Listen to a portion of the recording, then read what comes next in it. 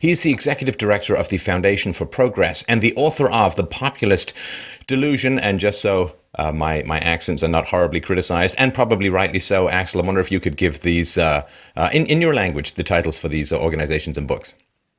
Sure. It's Fundación para el Progreso and El Engaño Populista. That's my latest book that has been published in several countries in Latin America and Spain. So now the irony of that is exactly how I was going to say it too. So that's good. Now the website is fppchile.org.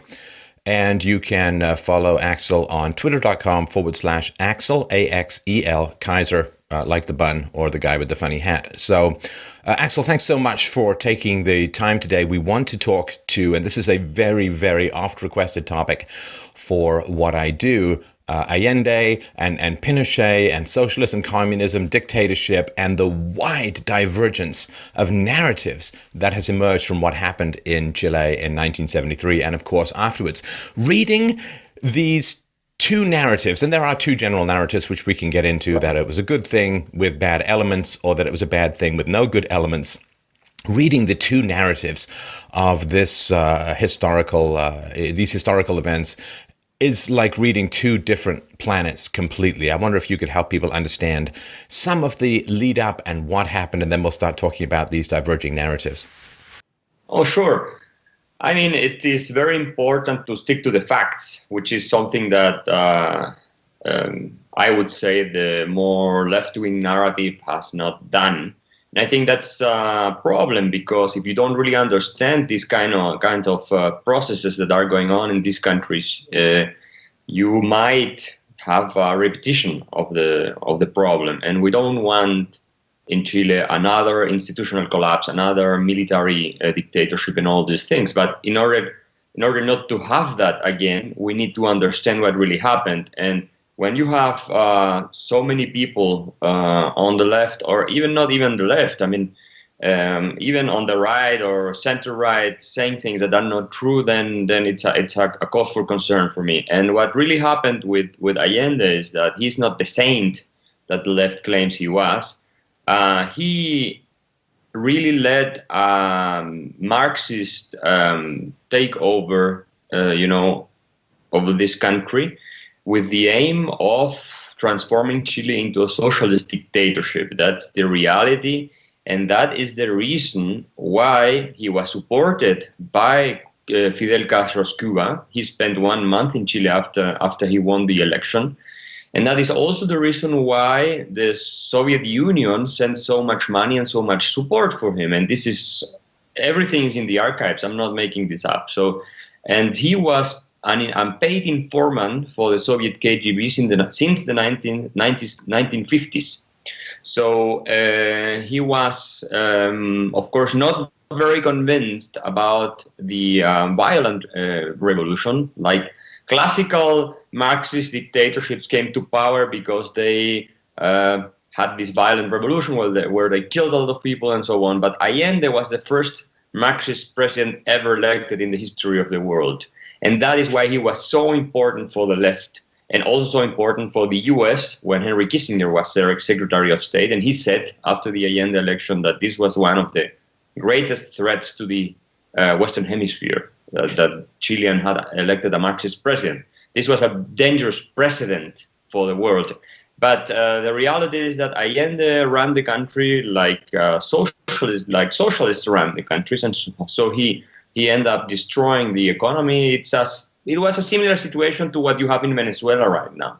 So we had 1,000% inflation rate. We have scarcity of basic goods. The country is completely broke. We didn't have oil, so Venezuela still have oil. We didn't have oil, so we basically had to live on charity, and some countries sent us food for our people even. And in the end, the military coup came after the Chilean parliament, in a resolution on August 22, 1973, called the military to intervene in order to put an end to what they defined by 2/3 of the votes as a Marxist attempt to install a totalitarian regime in the country that was violating human rights and that was unconstitutional and was destroying democracy. This was the deputies' chamber in August in 1973, and after that, on September 11, 1973, the military took over power. And we don't have to forget that Pinochet was the last of the military who wanted to take over power. He had been appointed by Salvador Allende himself commander-in-chief, so no one knew to whom he was loyal. And many thought this was even a left-wing coup, so no one was really, knew for sure what was going on. So these are facts that people don't know. And the other thing that's important, I think, is that to remember that we had guerrillas going on here in Chile. The left had killed many innocent people. Their terrorist organizations from the left had killed many innocent people, and also members in uniform. We call them men in uniform, like members of the armed forces and police officers and all this. And so we had these organizations here. They were supported by Cuba and the Soviet Union. They were heavily armed even. And this was also a threat for internal security. And the Chilean military didn't want to have this, of course. And so Allende was protecting these groups. And his bodyguards many of them had close ties to Cuba. And many of them were Cubans even. So this was becoming a satellite of the whole Marxist empire, and this was too much at some point. And of course, the CIA intervened, the U.S. intervened. There were sabotages to the Allende regime, although the greatest sabotage came from the regime itself, because they printed so much money and they destroyed the economy in a way that no democracy would have survived. So in the end, what is important to remember is that the coup was called by the Chilean parliament, by the elected representative of the Chilean people. And this is a historic fact no one can deny. Right. And no one remembers this. No one tells this. But this is a fact. And 80% of the people were happy. It's like it would happen now in Venezuela. 80% of Venezuelans, or maybe 90%, would be very happy about military taking over the Venezuelan regime, which is already a dictatorship anyway. And, reforming the economy and bringing order to the country and all this. And this is what the Chilean military did. And that's why Pinochet, and this is also something many people forget, he had a referendum in 1988. And so when he came to power and the military junta, we didn't have a unipersonal dictatorship in Chile. We had a junta. So it was the four commander-in-chiefs of the armed forces and the police, and they were the legislative body. And Pinochet was the president of the junta. So these other branches were also blocking each other. And this is very interesting. There is a very famous study that was published by Cambridge University Press about this. And also he created this constitution in 1980, and immediately he set a limit to his regime. In 1988, democracy was going to be reintroduced. And the question in the referendum, yes or no, was not if democracy was going to be reintroduced, but if Pinochet himself would continue as president with an elected parliament. And he lost with almost 45% of the votes. So he was very popular by any standards. And after 17 years and a huge financial crisis. So he lost, and he went home, basically, and we had this transition to democracy. And of course, during these 17 years, horrible things happened, is what happens when military run the country and under circumstances, and they, of course, some of them committed horrible crimes. And this is an undeniable fact. But it's what you have when your politicians destroy democracy, unfortunately. But it's the reality. Right. Now, there had been a sort of slow creeping socialism that seemed to reach this tipping point. There's the old argument from Vladimir Lenin, or I guess postulate, that says that the end goal of socialism is communism, that you introduce more and more government control over the economy in order to end up with total government control over everyone and everything. Because from what I've read, of course, Chile had a history of having natural resources, copper and other resources, which gave the government a lot of money, which allowed the government to grow. And even before Allende got in 1970, according to some economists, almost half of the Chilean economy was controlled by the state. And so this kind of creeping socialism was huge, and it resulted in the usual slowdown from 1965 to 1970. Real per capita GDP grows only 5%, not per year, which would be okay, but in general. And this, of course, is with a huge amount of foreign aid coming in. And so there was this government takeover of the economy that it had been happening for about 150 years. And then, as, of course, a lot of the communists hope, it reaches a tipping point where then grabbing the remaining sectors of the economy becomes easier. And that's what Allende did. The rule of law completely broke down under his administration. I mean, you had massive seizures of factories, and farms in particular were just taken over with no due process, sometimes with no restitution, and there was no way to fight this in particular. So there was this massive cancerous growth and grabbing of property and of the means of production through the Allende government. That's exactly right. I mean, Chile was in the late 19th century. We had a very famous French economist coming, the mid-19th century. His name was Jean-Gustave Courcelles-Zenouil. He was a very famous French economist. He's so famous that even Karl Marx cited him in his work Capital a couple of times. And he came to Chile, and he was a free market economist, and he advised the Chilean regime, and he was the first professional economics professor we had. Under his influence, Chile became a very free country in economic terms, and we grew a lot under his influence, and we became, I think it was the 16th country in the world in terms of per capita income. And so we were on the right way to become a developed nation, if you want. Of course, we were depending a lot on raw resources like copper and things like this.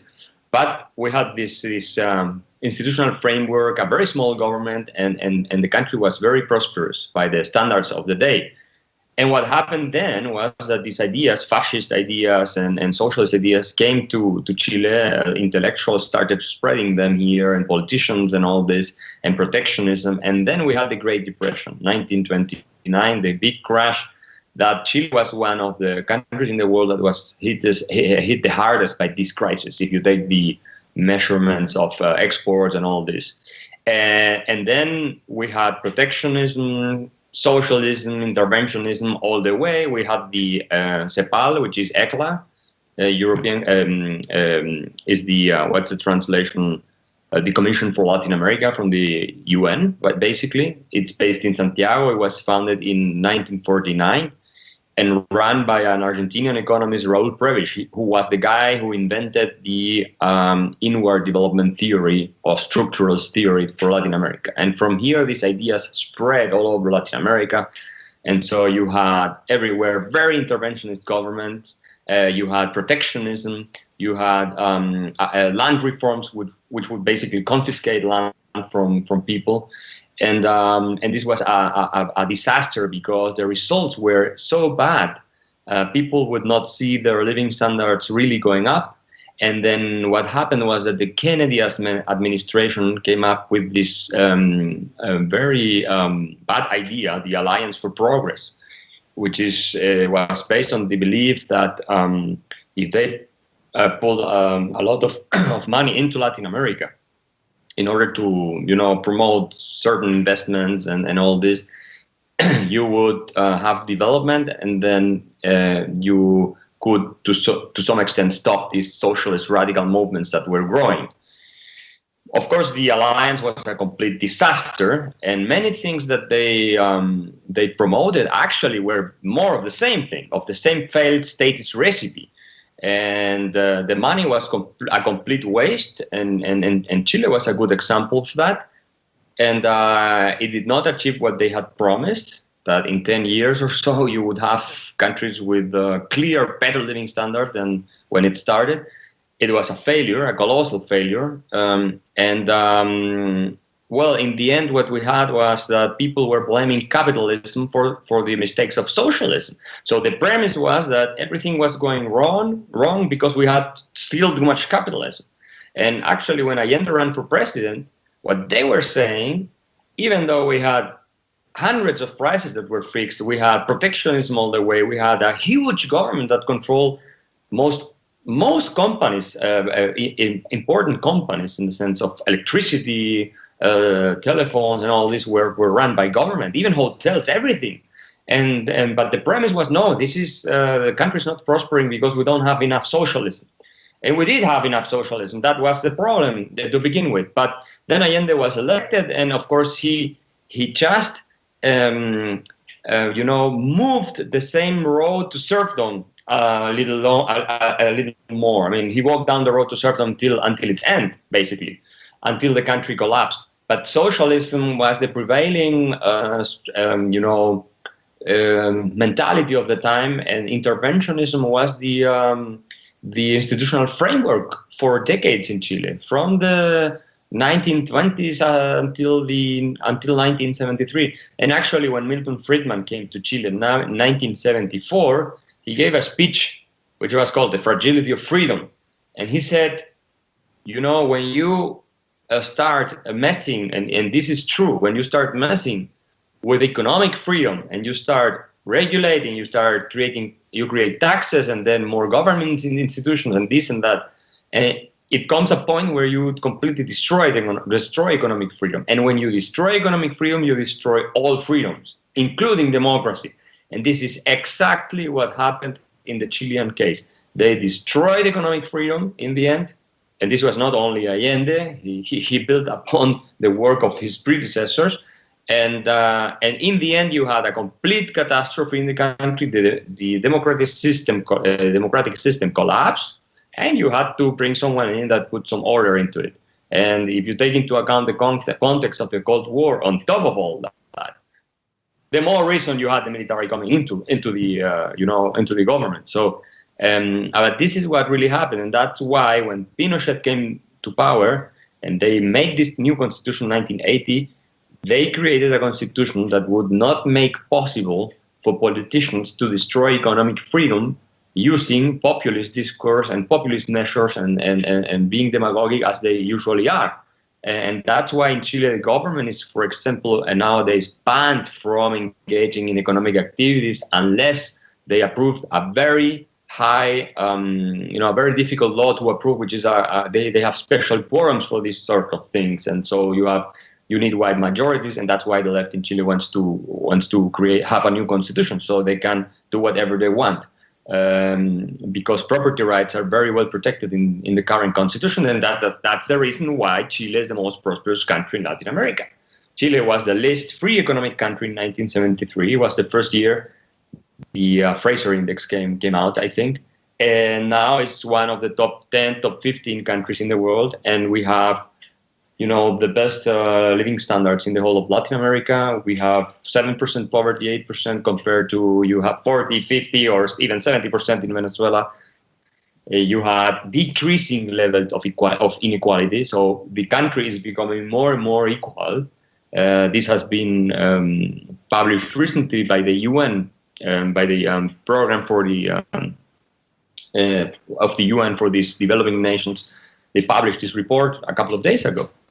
And they showed that we not only have become a prosperous country in terms of per capita income and the rising, the poor above poverty level and all these things, but also a more equal country. And this has been thanks to this, some people call it social market economy that was created during the 1970s and 80s, and it was continued over, the 1990s and the 2000s with the democratic regimes, center left-wing regimes that came to power and understood this time that, okay, this is the way to go. The Berlin Wall fell, we failed, and we are not going to deprive the people from the prosperity they are enjoying right now. So when Aylwin, the first democratically elected president after Pinochet came to power, the economy was growing 7-8% a year.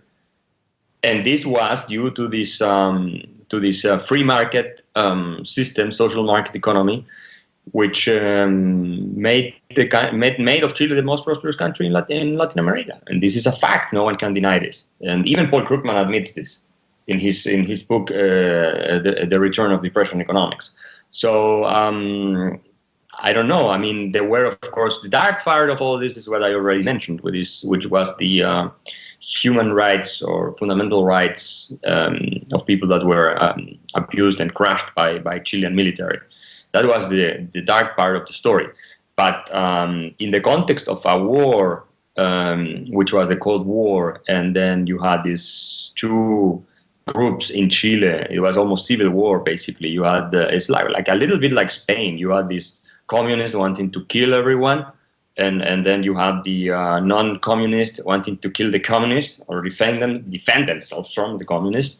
And of course, when it comes a point where you have a society that is so fractured that civil war is the only thing ahead. It's an inflection point. And once you reach that inflection point, you can do nothing about it. Well, there is an argument to be made, and I wonder if I can get your comments on this, that Allende was allowing arms to be imported through and distributed among Marxist and left-wing domestic terrorism groups with the aim of destabilizing and perhaps going from a minority government in a democratic situation to a totalitarian government in a Marxist situation. Weeks before Pinochet's coup, the army, they used a 1972 gun control law to search for weapons in these communist-controlled factories, and this did disrupt some of the leftist militias, and it allowed the army commanders to gather intelligence on who their enemies were going to be, who was sowing the seeds for a civil war, and also who among their own troops might be able or turned to the Marxist cause. And so the case could be made that the leftists, the Marxists, that they were gathering steam and gathering momentum for a civil war. And what has frustrated the left since, the radical left, the communist left, is that Pinochet just hit them before they were ready for their own particular coup, because the gathering of these weapons and the forming of these militias and the usual leftist terrorist tactics that occur in these situations domestically were escalating. And this is probably why the parliament panicked and said, we have to have a change.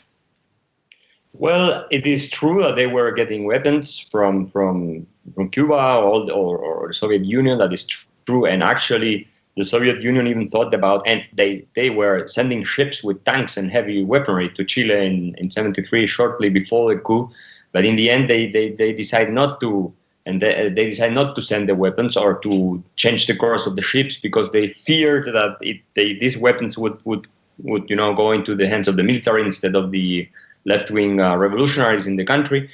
But I don't think that's the case. When the coup came, all these very brave people that were talking about killing 1 million Chileans if it was necessary in order to achieve the socialist paradise, and they actually said that. You see, Clodomiro Almeida was a minister to Allende, very important socialist. He said, probably we'd need 1 million people dying in order to achieve the socialist dream in this country. And they were threatening everyone. They were going to kill everyone. The Socialist Party in 1967 declared the armed revolution as the legitimate way to achieve power and change the country, and so that's why. And sorry to interrupt, but some of the people who supported violent overthrow of the government were actually in the government, were actually part of Allende's senior people. Yes, of course. These people that were talking about a socialist dictatorship that was going to cost maybe 1 million lives or something like this, and these are because they thought that the others were going to defend themselves. So a civil war, 1 million people dying, well, it's worth it if it's for the socialist dream. They were saying these things, and so.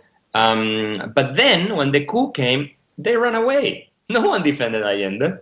He stayed in the Moneda, in la Casa La Moneda, the presidential house, with bodyguards that were Cubans, some of them, and he was offered exile and offered to go away and everything. He said, no, I'm going to stay here.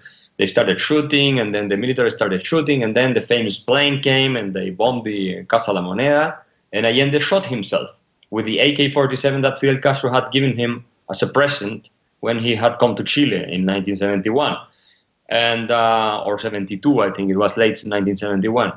Anyway, so the reality is that these people were not really willing to defend the socialist revolution. When they really faced the threat of the Chilean military coming after them, they hide, they hid, they went away, they went to embassies, and they left. Many of them, most of them left the country. They panicked. And so there was big talk and big, we are so brave and everything. They were cowards. That's the reality. And of course, with small terrorist organizations, killing one people here and kidnapping other people there, and then robbing banks, because it's also something that they did. It was a sort of, they justified like we are, against the capitalist system, so we rob the banks. And killing senators, they killed Perez Sujovic, was a famous senator they killed from the Christian Democratic Party, and that was, for them, it was already okay. But then when they have to face really the organized violence, the organized military forces, they run away. Socialists always prefer to act against a disarmed population using the overwhelming might of the state. One-on-one, when there's an equal fight, in my experience, they tend to be just a little bit less aggressive. And no, exactly. At least in the Chilean case, maybe in other places is different. But the difference in Chile, and if you compare it to Venezuela, is that the military in Venezuela has been completely purged by Chavez, and they are engaged in drug dealing. So most of the generals are engaged in traffic and drug dealing, and are loyal to Maduro, or at least to this dictatorship they have there. And most of them are Chavistas anyway, in the higher ranks. In Chile, that was not the case. You had, of course, socialists and communists among the military forces, like General Carlos Prats, who was commander-in-chief of the army. And he was a Marxist. He was collaborating with Allende in order to create this Marxist state in the country. And, of course, Michelle Bachelet's father, who was from the Air Force, a general, and who was he was in charge of the rationing system. The Allende regime was creating, like in Cuba, you see, like they give you a certain amount of food every week, and so you don't have any markets where you can get the food. You just get what the government gives you. And General Bachelet, it was called JAPS, Juntas de Abastecimiento Provisionales, I think it was the and so General Bachelet was supposed to run these things. And then after the coup came, he was put into prison, and he died from a heart attack. And they say no, they killed him. Reality is that everyone knew that he died from a heart attack. He had a heart condition. And but this is one of the facts that are disputed. In any event, everyone in the country, not everyone, but most people in the country were in favor of putting an end to the Allende regime, because once you start starving, you don't have anything to eat, you don't have milk for your baby. You can go to the Venezuelans and ask them now if they support Chavez like they used to. You have nothing else to lose, and you want this to be over, and that's the reality. That's how human beings are. And so socialist regimes, in the end, like the Allende regime or the Venezuelan regime, they don't deliver on their promises to create heaven on earth. They don't do that, and so they lose support. And then the middle class that Chile had, some middle class at the time, the trackers, they paralyzed the whole country. They say it was the CIA. No, it was not the CIA. It was the trackers. They didn't want to live with the Allende regime anymore. It was impossible to prosper, to do business, to have certainty over your property rights. It was completely impossible. So they paralyzed the country, and this was a huge game changer under his administration. And it was a complete disaster. I don't know how these people are, willing to defend him. And we even have a monument for him in front of La Moneda. It was created a couple of years ago, and you see a statue of Allende. And this is an important fact. Allende was also, because he was he studied medicine. He was a famous Nazi. Allende was very sympathetic to the eugenetics of the Nazi Party, and he wrote it in his doctoral thesis when he became a doctor. And Victor Faria is a very famous professor from the Freie University in Berlin. He wrote these books where he found all this evidence, and Allende was saying gays had to be operated because this was some sort of a problem. He was saying, explaining that Jews were, genetically inclined to robbing, or stealing, basically. So this is what Allende was all about, and he even collaborated with the Third Reich when he was a minister to Pedro Aguirre Cerda. So this was not a person that you would define as a moral icon of any sort. He was a nice person, yes, a frivolous guy. He was a famous womanizer. He loved, parties, and he loved, drinking a lot and fine whiskeys and very nice suits, all that. He must have been a very nice guy to go out with. But and that's probably the reason why he was not so much into the armed revolution, the violent thing. He was more like, no, let's use democracy and let's try to achieve it through democracy. So he was the first 21st century socialist, because the idea that democracy was the way to achieve power is what the Forum of Sao Paulo created in the 90s after the Berlin Wall fell, and then that's the way Chavez, Ortega, and Rafael Correa, and Evo Morales, all these new socialists have come to power, because they have legitimacy. They say, no, it's a democratic regime. So they create laws, restricting freedom of expression, confiscating things, and all this, and they create a dictatorship, but they came to power democratically. So no one says anything. But of course, the communists or the socialists rarely look at something like the 1917 revolution in Russia and say, well, that was completely illegitimate because it wasn't voted in. I mean, either way, it's going to work. What is called the dark heart of the Pinochet regime, the thousands who disappeared, the dissidents who were arrested and imprisoned and tortured and killed and so on.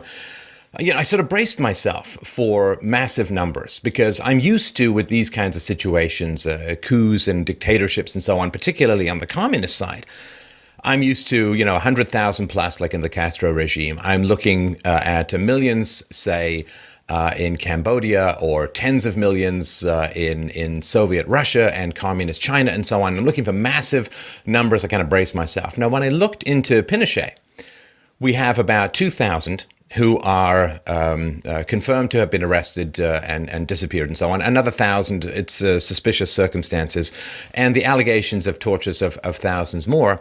Given that the Pinochet regime had fairly good knowledge of who the communists were and targeted those people, and when I compare that to, as you point out, the million plus that the communists were willing to kill to impose their regime, a couple of thousand, not great at all, but compared to what could have been or what would have been imposed by the communists, it seems relatively like a small number. Does that make any sense, or am I way off the base as far as that goes? Well,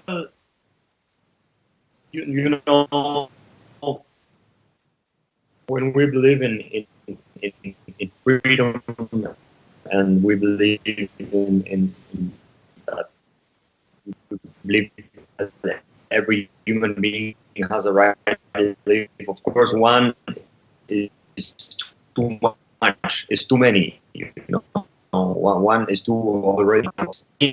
Or 5,000 or 10,000 or 20,000, you can say, well, life is, it's not a way to measure it like in quantities. But I think there is an killed 100,000 like Fidel Castro, according to Project Cuba. You have in Cuba, for instance, 100,000 people that they estimate, they have to confirm it yet, but they estimate that 100,000 people could be victims of the Castro regime.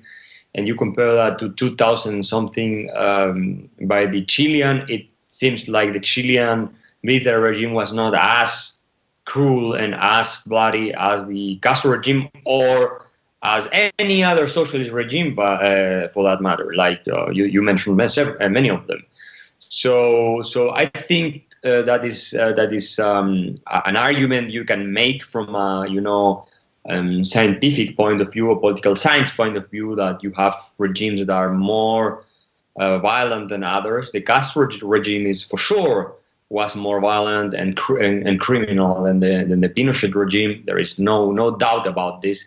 And the real question is not if it's okay in one case and it's not okay in the other case, because we all know it's not okay in any case to do things like this. It happens because societies and human beings are like they are.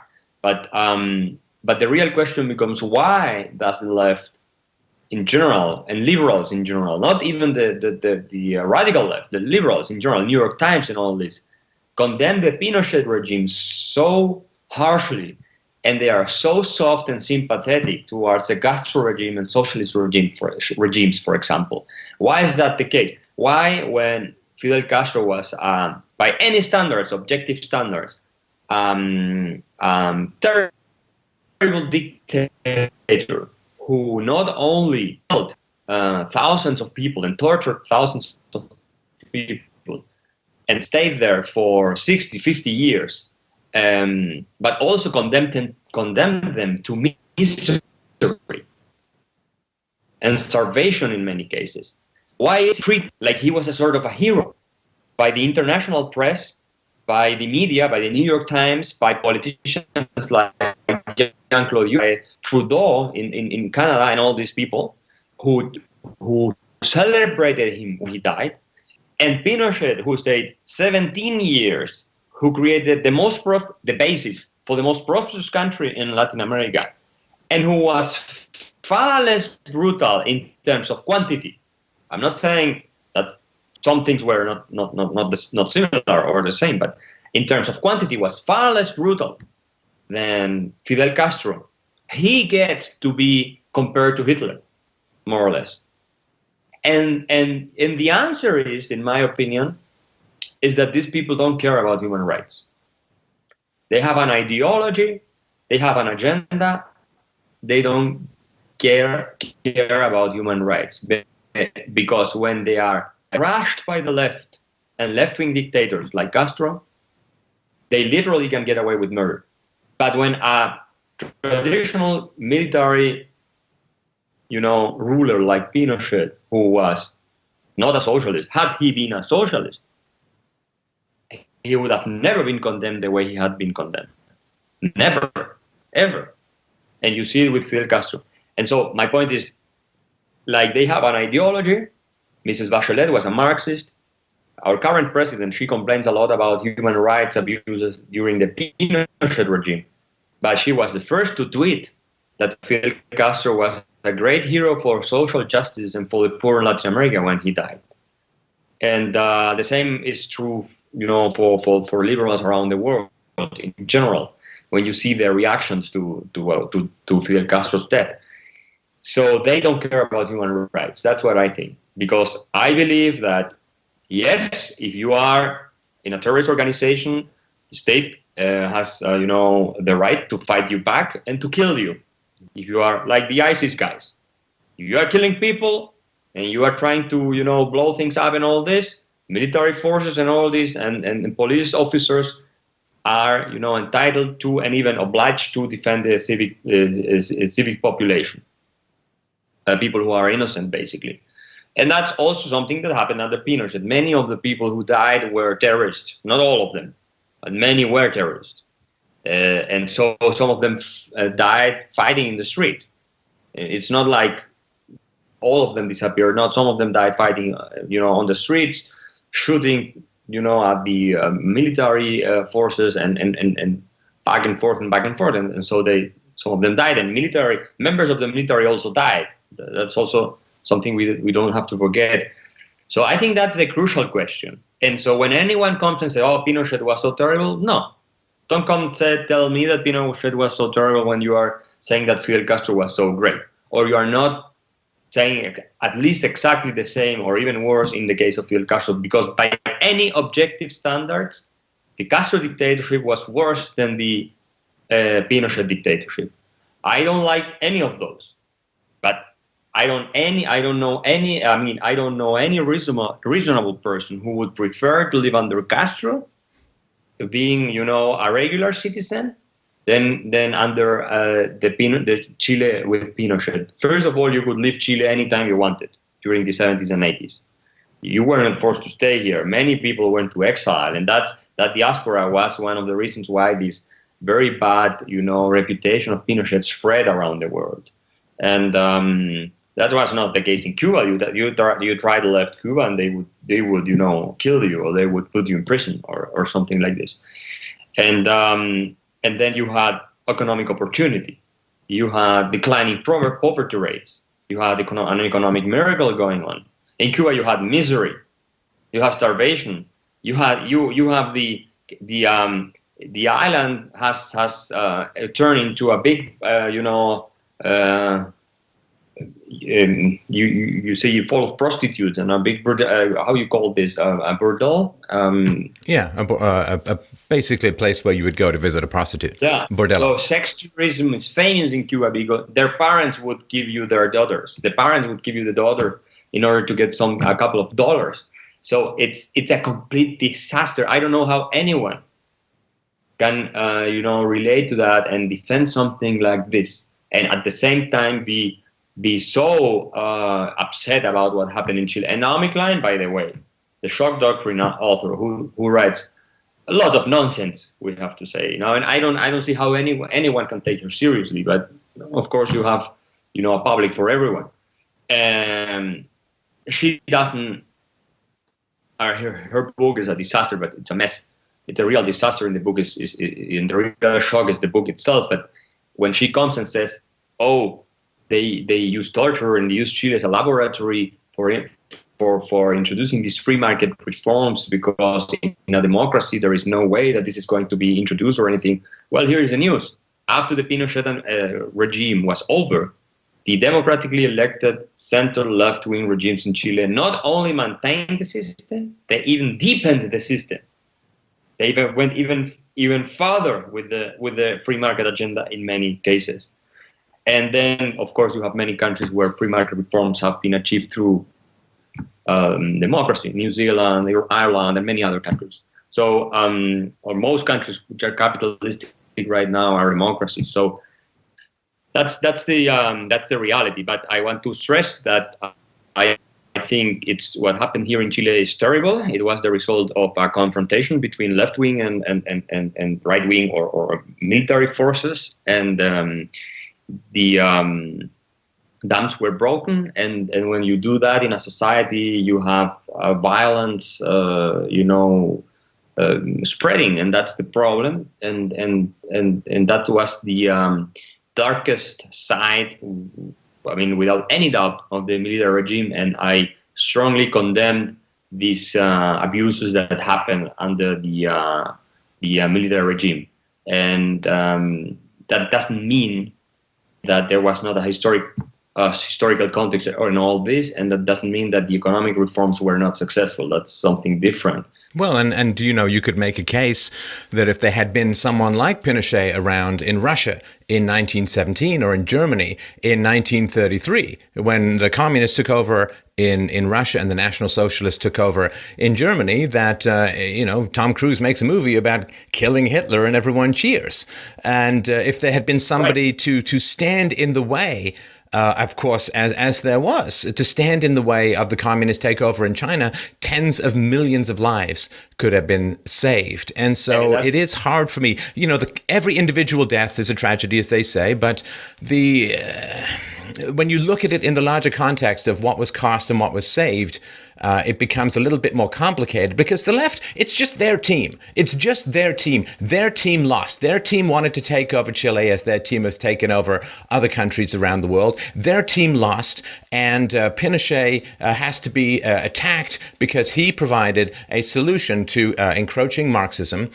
He was, like Cincinnatus in the ancient Roman Empire. You could make the case that he assumed a dictatorship in order to save a republic, and like Cincinnatus in the Roman Empire, he voluntarily relinquished his dictatorship, and this is something that the left simply cannot abide. They have to demonize him because he was an example of how to brutally true but successfully push back against a Marxist takeover that not only would have cost the lives, I believe, of millions of Chileans and condemned them to living in the dungeon of socialist economic control for decades. But of course, with the base in Chile, could have been used to spread the Marxist virus around further around the region and elsewhere. So I regret the deaths. I regret the deaths. But you don't have the right to take over a country, impose a dictatorship, and start slaughtering millions of its citizens. And if people fight back against that, I can certainly understand why. Sure. Well, someone could tell you that's a counterfactual and everything, but we have plenty of evidence that these counterfactuals are true. Basically, that if Allende or the Socialist Party in Chile, which was the most extreme party, had its way, you would not have had 2,000, 3,000 people being killed. You probably would have had 10 times that number. And that's what they were, and I'm even underestimating, because they were saying 1 million. And so so you could certainly make the case, and I know it's complex and everything, that the alternative was a much higher cost in terms of human lives and in terms of prosperity for Chile. That's for sure. Had the military coup came from the left side of the spectrum, had it been a Marxist coup, probably we would still have a dictatorship in this country. I mean, like in Cuba. I mean, it's hard to say, but it's not 100%. You cannot rule it out 100%.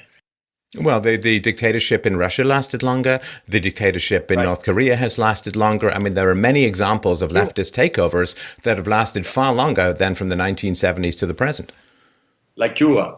Yeah. And that being said, of course, and we will always agree on this, that many things that happened were not necessary. All these disappearances and all these things were just the military.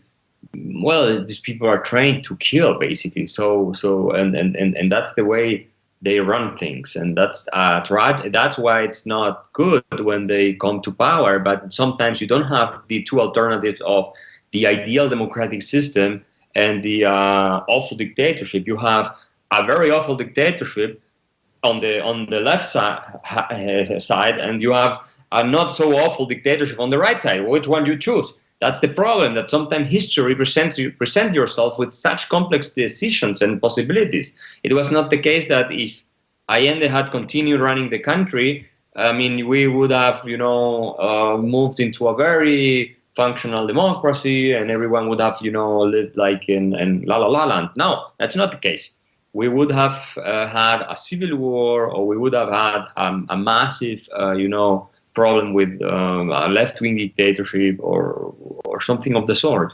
And that's sorry to interrupt, but it's also funny to me to think that people are being exoriated for basic self-defense, because when the leftists take power, they purge the non-leftists. They purge them from the military, they purge them from academia, and they do it sometimes extremely violently. And so when you're facing a Marxist dictatorship that is going to target you, if you're in the military and you're not a Marxist, if you're in academia, if you're in business, if you're in the government and you're not a Marxist or not a strong leftist, they're going to purge you. And we saw that happen over and over and over again with these Marxist dictatorship takeovers.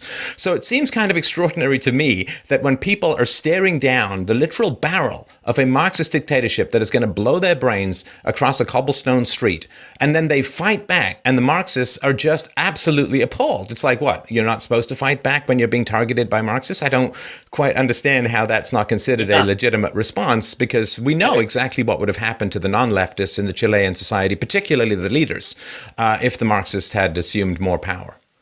Well, and this is not a mystery, because they were speaking about this, openly. It's not like they were saying we are not going to do this. They were saying we are going to kill everyone who opposes our project. That's what they were saying. And I know many of people here in Chile who were, threatened. Even some people have relatives that were killed by communists or socialists, militias, and all this, and tortured. So it's not the case that they were only thinking about socialism in utopian terms. No, they were engaging in concrete actions. They were taking the guns. They were killing people. They were kidnapping people. and they wanted to take over the state in order to have this communist dictatorship. They were saying this. This is not a mystery. I don't know how anyone can come now and say no, this is not what they wanted, or maybe they think this is what they wanted. It was okay, and they are mad because it didn't work out. And the guys who end up winning the fight were the guys on the other side. But this is the hypocrisy of the whole situation, and this demonizing of Pinochet. And then when you have, the problem I see in the Western world, that you have most universities and the media is are controlled by left-wing journalists and professors and all this, and they are not willing to really seriously argue about these things. And there are exceptions, like Richard Pipes, a very famous Harvard professor, expert on the history of communism and the Soviet Union. And when he speaks about Chile, he does it in a very neutral way, and he balanced both sides of the arguments. And the same with Neil Ferguson and other serious historians.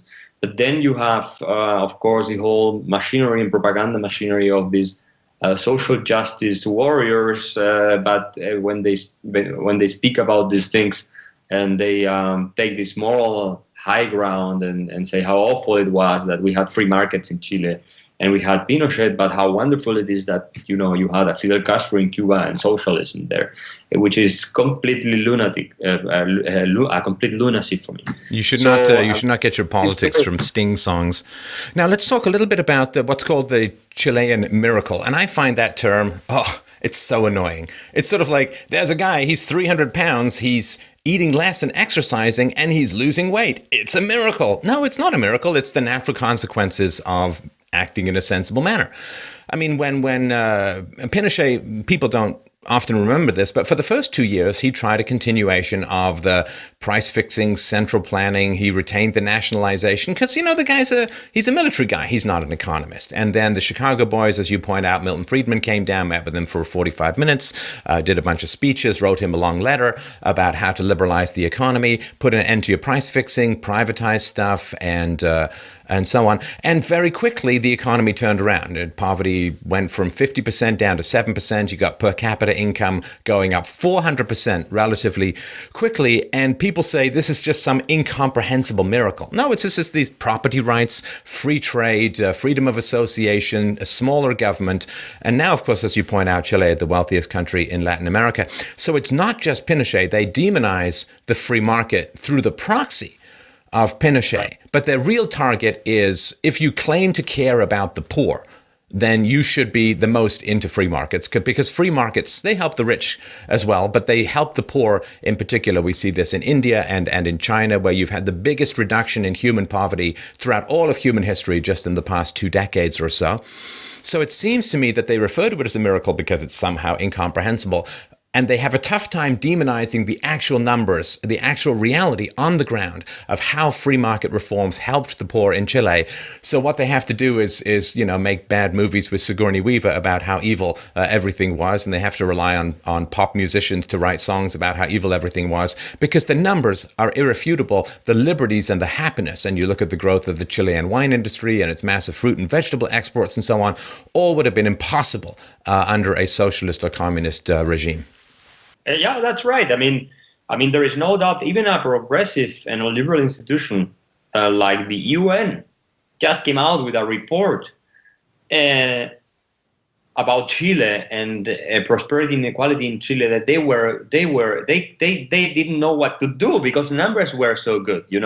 I mean, if you take inequality, for instance, at the bottom 10% of the income scale, it has their income has increased has increased 5 times faster than the income of the top 10% of income earners. And of course, you mentioned all these numbers, and that's right. I mean, this is Milton Friedman once said, this is not a miracle. This is institutions, right? The free market working. And every time in history where you have had free markets working, you saw good results. This is not a mystery. The free market system is the best system to create wealth, to elevate the masses, to better living standards and all this. And this is a fact. And you are right. I think And Friedman was even sabotaged when he got the Nobel Prize in Stockholm in the ceremony where he got the prize. Some people, because he met with Pinochet 45 minutes, but no one said anything when he met, with these communist dictators in China and Eastern Europe. No one said anything. And why? Because the academic establishment in the West is largely sympathetic to socialism. And I don't mean social democracy, I mean socialism. And it has always been the case. And then so they have tried to contaminate Friedman and Hayek the same thing, because Hayek came to Chile 2 times during the 70s and early 80s. And they have tried to say, well, I mean, this neoliberal agenda and all these things only work because of Pinochet and all this. And they are basically more or less also responsible for the human rights violations that took part in Chile because it was necessary in order to introduce the system. This is so much nonsense. I mean, this has nothing to do one thing with the other thing. I mean, first of all, as you mentioned, Pinochet tried to run the economy in the old statist fashion the first 2 years. And that's when 75% of the casualties happened, according to the Rettig report that was, written during the first years of democracy in the 90s. So 70% of the casualties happened when the economy was being run in the old interventionist statist fashion. And the rest were spread across the, these all years until 1990. But so it has nothing to do with it. The free market institutions were a program that the civilians had in order to, to end economic chaos and social stagnation and all this. And Pinochet, thanks God, supported them, because it could have been the case that he could have said, no, I don't care about free markets. I will continue doing this, and Chile would be a miserable country by now. By the way, Chilean military regime was the only one in Latin America because all countries more or less had this dictatorship that had good economic results and lasting results.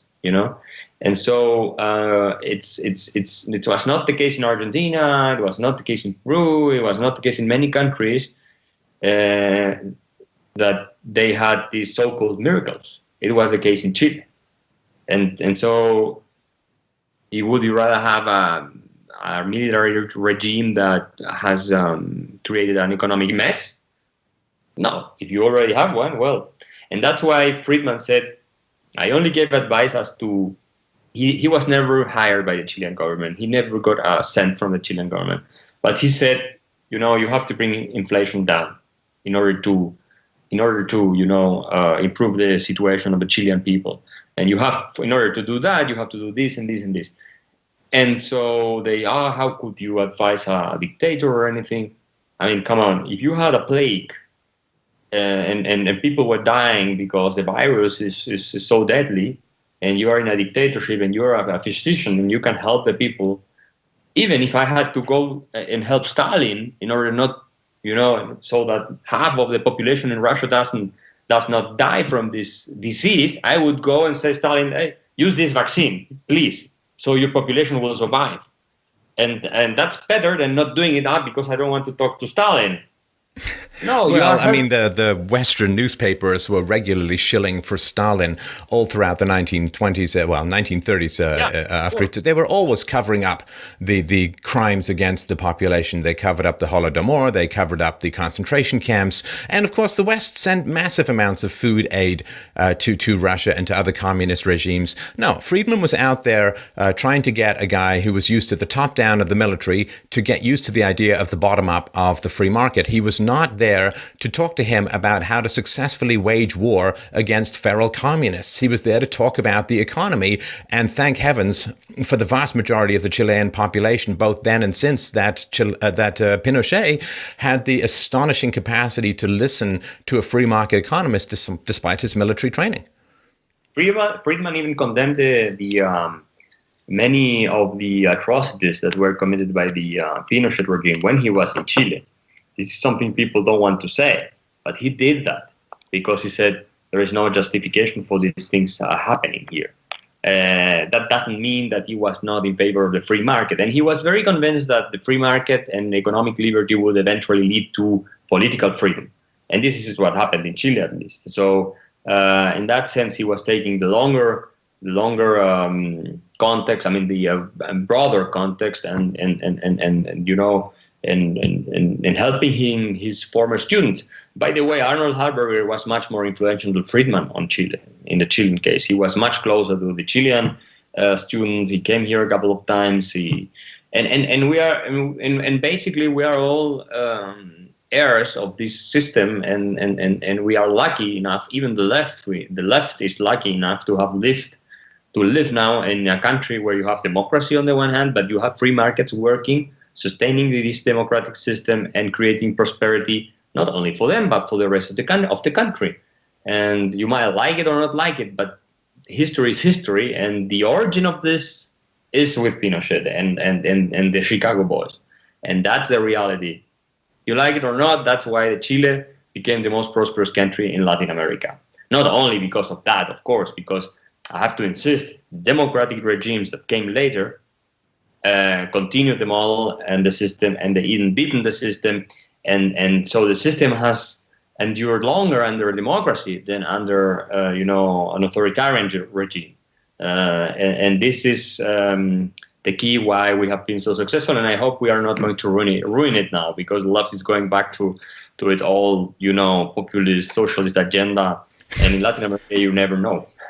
Well, and I just wanted to put a sort of final postscript on what happened to Pinochet at the end of his regime. So he did resign, but he resigned with the guarantee that he was not going to be prosecuted or persecuted for what happened under his regime. And then the socialists, or the democratic government that took over, immediately began burying him in legal actions and so on. This was a huge tragedy fundamentally, because what it does is it encourages dictators to hang on to power until the very end. Because if they can't relinquish power with the guarantee that they're not going to be persecuted or prosecuted for their supposed crimes or their alleged crimes, it means that they're not going to give up power. So in pursuing Pinochet, they sent a clear signal to other dictatorships around the world to not ever relinquish power, which I think was a great tragedy. So I want to really thank you for your time today, Axel. It was a great pleasure to chat. I want to remind people, please check out his website at fppchile.org, and we'll put links to all this below, as well as links to your book, The Populist Delusion. Follow Axel on twitter.com/Axel, AXEL Kaiser, Axel Kaiser. Really appreciate your time, and just want to invite everyone who's watching this, who's listening to this, some information may be really surprising to you, given the sort of mono-condemnation that they've tried to inject against Pinochet, against Friedman. They can't argue about the results, so they just smear the people. I just invite you, look at the facts, put aside the ad hominems, look at what actually happened to the average Chilean, and in particular to the